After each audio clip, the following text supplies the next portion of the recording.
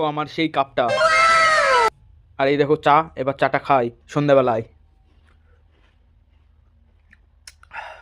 চাটা খাওয়া হলে আমি এখন বসে পড়বো প্রজেক্ট লিখতে। গাইজ এখন চাটা খাওয়া হয়ে গেল, দিয়ে আমি এখন প্রজেক্ট লিখতে বসবো। এই দেখো প্রজেক্ট লিখতে বসে পড়লাম। গাইজ আমার লেখা এখন কমপ্লিট হয়ে গেল, দিয়ে আমি আবার মাংস ভাত খাবো রাতে। চলো মাংস দিয়ে এই দেখো মাংস লাল লাল ঝাল ঝাল, আর এই দেখো ভাত।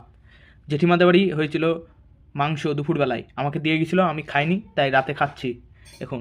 চলো খাই মাংস আর ভাতটা, এবার খেয়ে বলি কেমন খেতে হয়েছে মাংসটা।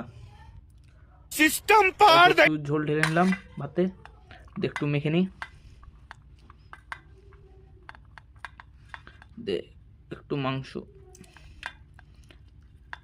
নিলাম, দে একটা বাইট দেওয়া যাক।